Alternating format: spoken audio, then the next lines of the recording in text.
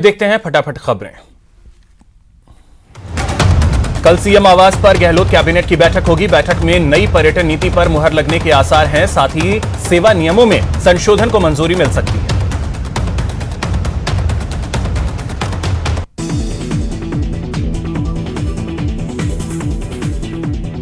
कांग्रेस की नई टीम के चयन की कवायद तेज हो गई है। इस हफ्ते प्रदेश प्रभारी अजय माकन जयपुर आएंगे और संभाग स्तर पर प्रमुख नेताओं से फीडबैक लेंगे।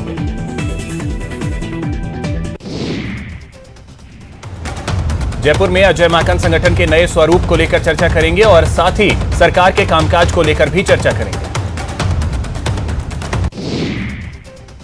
पूर्व सीएम बरकतुल्लाह खान की आज जयंती है। इस मौके पर पीसीसी में कार्यक्रम का आयोजन किया गया, जहां पर पुष्पांजलि अर्पित की गई।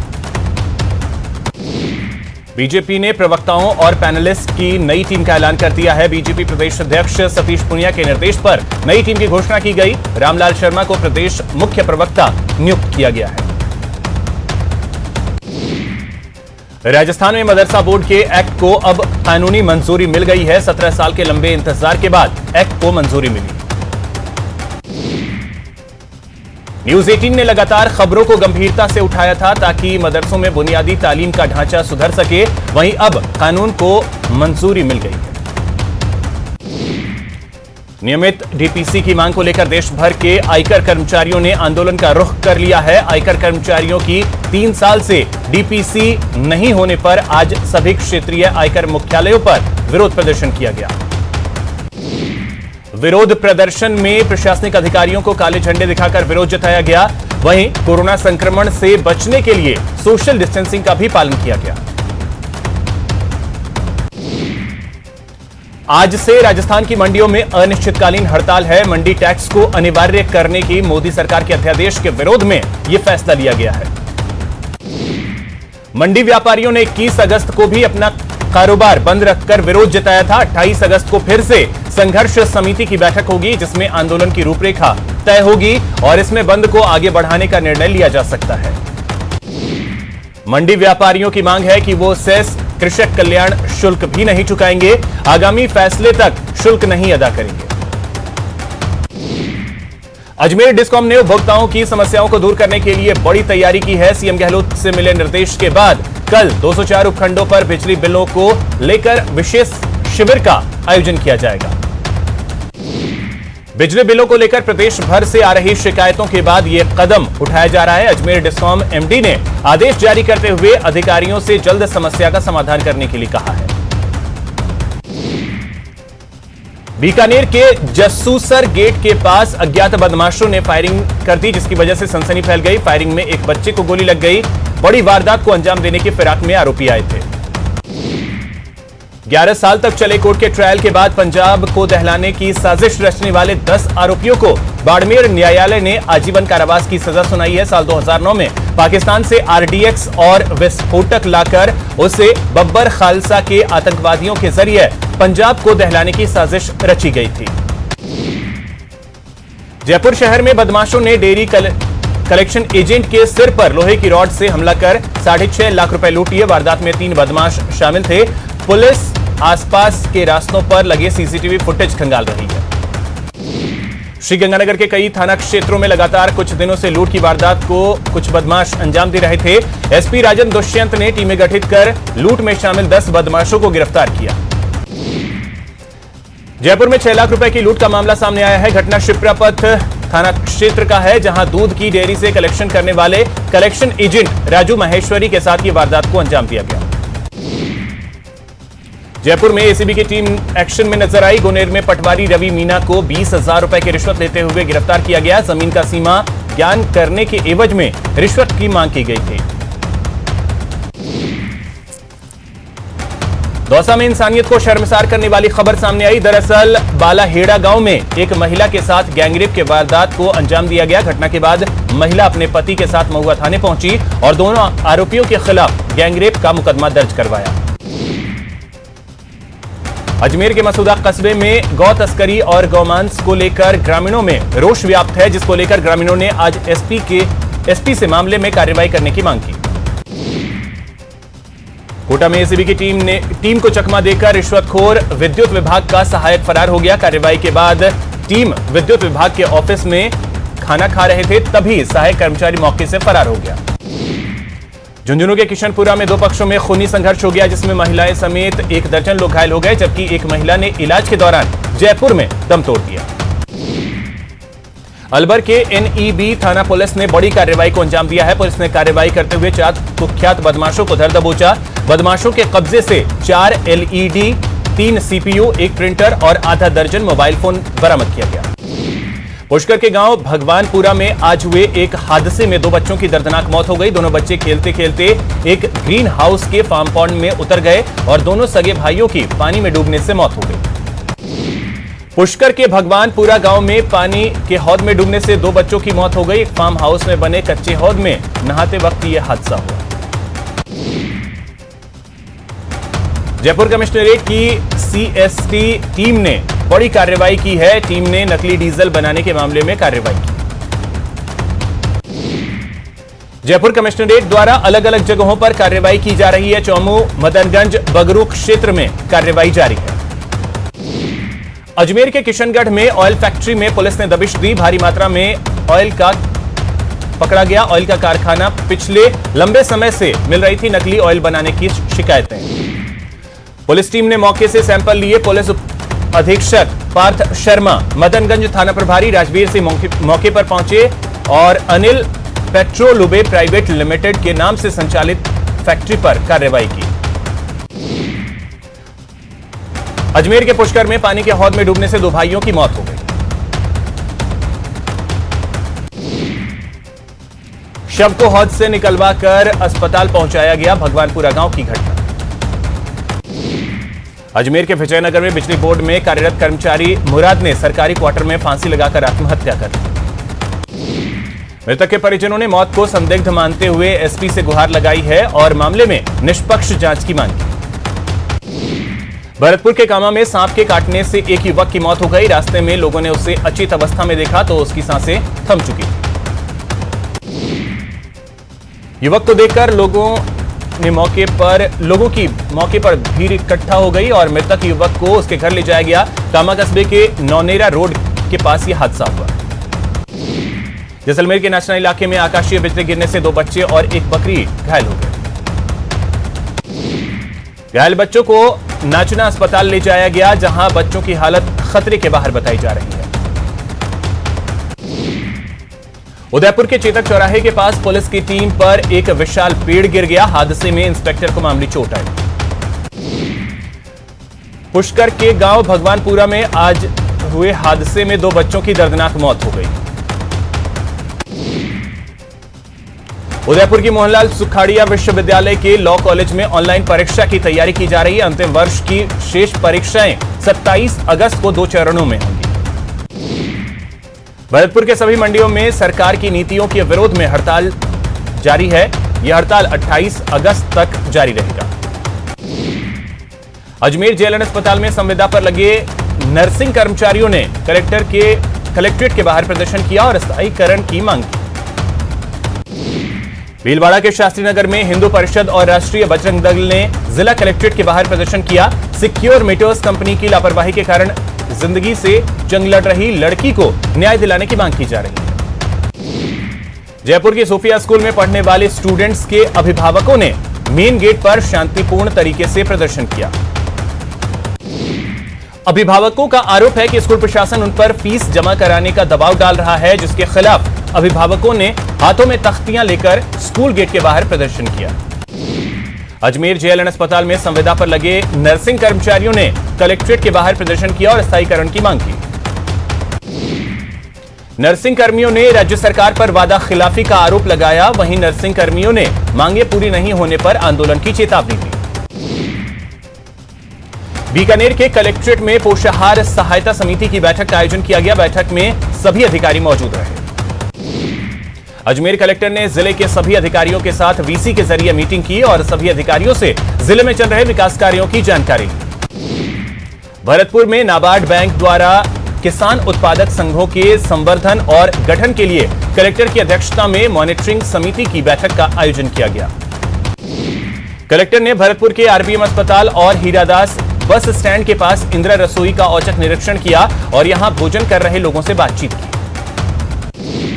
बीकानेर में कोरोना के चलते लोगों ने अपने पितरों को खुश करने और उनके तर्पण का अनूठा ही तरीका निकाल लिया है। पूरे मंत्रोच्चार के साथ लोग ड्रम में पानी भरकर उसके अंदर बैठकर पूजा पाठ कर रहे हैं।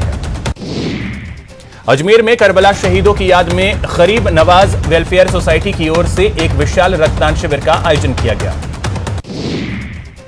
अजमेर में माली सैनी समाज की ओर से महासभा का गठन किया गया। महासभा की बैठक में बताया गया कि शहर में माली सैनी समाज की 10-12 समितियां काम कर रही हैं। कृषि उन्नति योजना के तहत श्रेष्ठ किसानों को राज्य, जिला और पंचायत समिति स्तर पर पुरस्कृत किया जाएगा। अजमेर में करबला शहीदों की याद में गरीब नवाज वेलफेयर सोसाइटी की ओर से एक विशाल रक्तदान शिविर का आयोजन किया गया। गरीब नवाज वेलफेयर सोसाइटी ने इस दौरान पोस्टर का विमोचन किया। दरगाह थानाधिकारी रविंद्र सिंह सहित वेलफेयर सोसाइटी के पदाधिकारियों ने पोस्टर का विमोचन किया। बीकानेर के सीमावर्ती क्षेत्र खाजूवाला में सीमा सुरक्षा बल की ओर से फिट इंडिया फ्रीडम कार्यक्रम का आयोजन किया गया, जिसके तहत दौड़ का आयोजन हुआ। सीमा सुरक्षा बल की 114वीं बटालियन की ओर से आयोजित इस कार्यक्रम में जवानों ने 10 किलोमीटर दौड़ लगाई। छोटे बच्चे कुपोषण का शिकार नहीं हो, इसको लेकर दौसा में महिला एवं बाल विकास मंत्रालय की ओर से आंगनबाड़ी केंद्रों में न्यूट्री गार्डन लगाने का फैसला लिया गया। 72 आंगनबाड़ी केंद्रों में न्यूट्री गार्डन लगाया जाएगा। इसी न्यूट्री गार्डन में फलों के पेड़ लगाए जाएंगे और सब्जियों के पौधे भी लगाए जाएंगे। बीकानेर में कोरोना के चलते लोगों ने अपने पितरों को खुश करने और तर्पण का अनूठा तरीका निकाल लिया है और पूरे मंत्रोच्चार के साथ लोग ड्रम में पानी भरकर उसके अंदर बैठकर पूजा पाठ कर रहे हैं। झुंझुनू में 5 साल पहले लगाए गए 9 लाख पौधे विलुप्त होते नजर आ रहे हैं। गणना में सिर्फ 1,22,000 पौधे ही बचे हैं।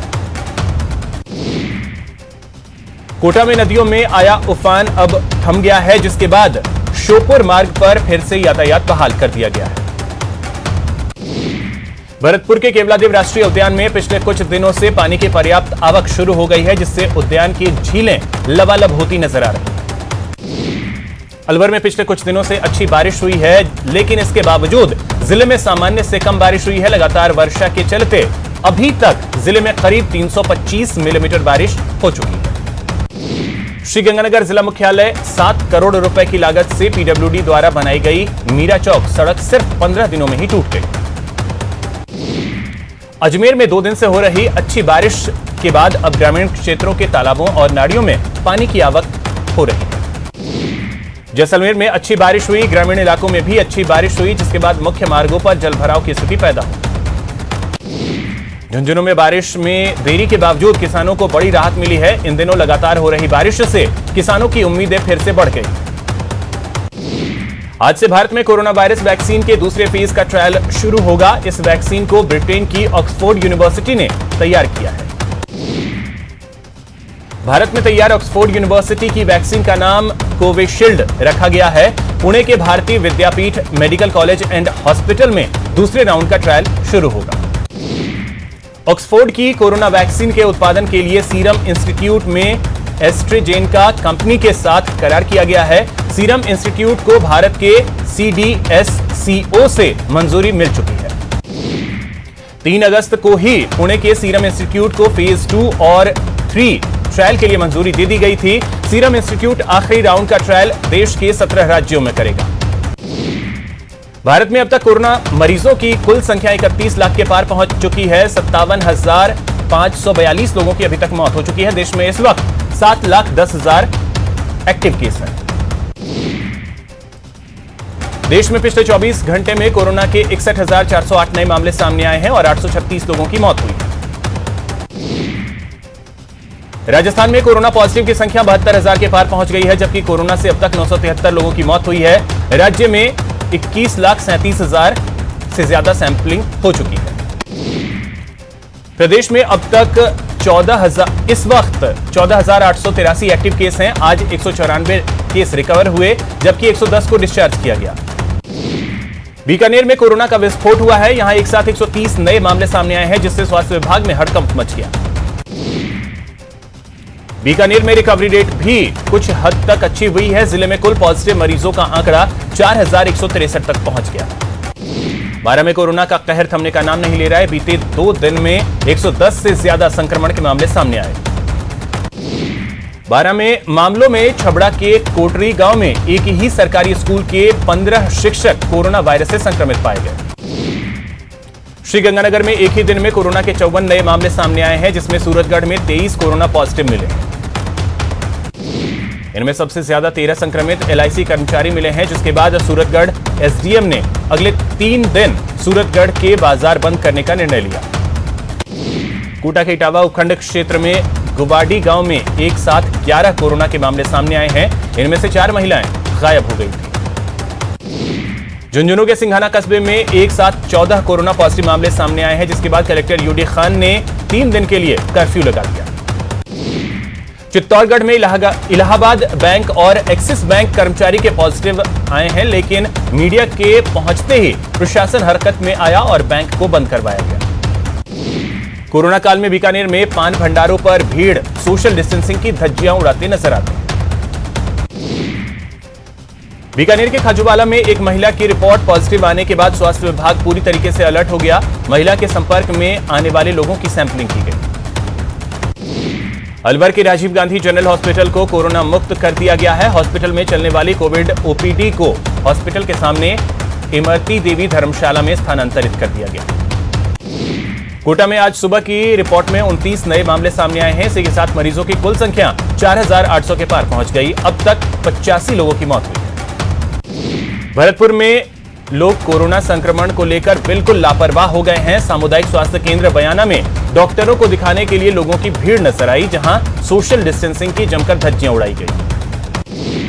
श्रीगंगानगर में सूरतगढ़ के बाजार को 3 दिनों के लिए बंद कर दिया गया है। सिर्फ जरूरी सामान की दुकानें ही खुली रहेंगी।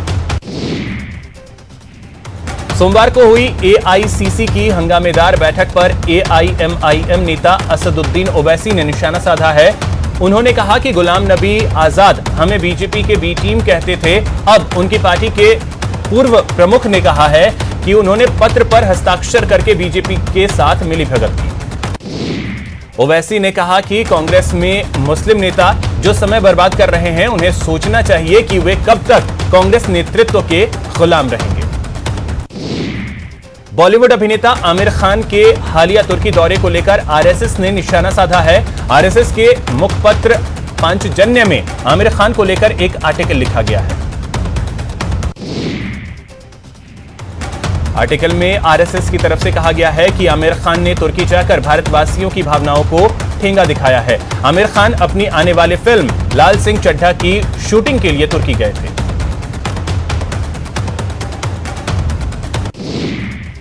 पहले भारतीय मल्टी वेवलेंथ सैटेलाइट एस्ट्रोसेट ने अंतरिक्ष में एक दुर्लभ खोज की है।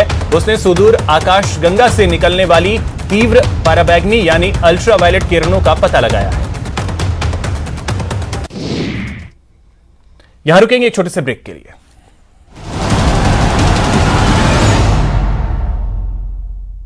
ताज़गी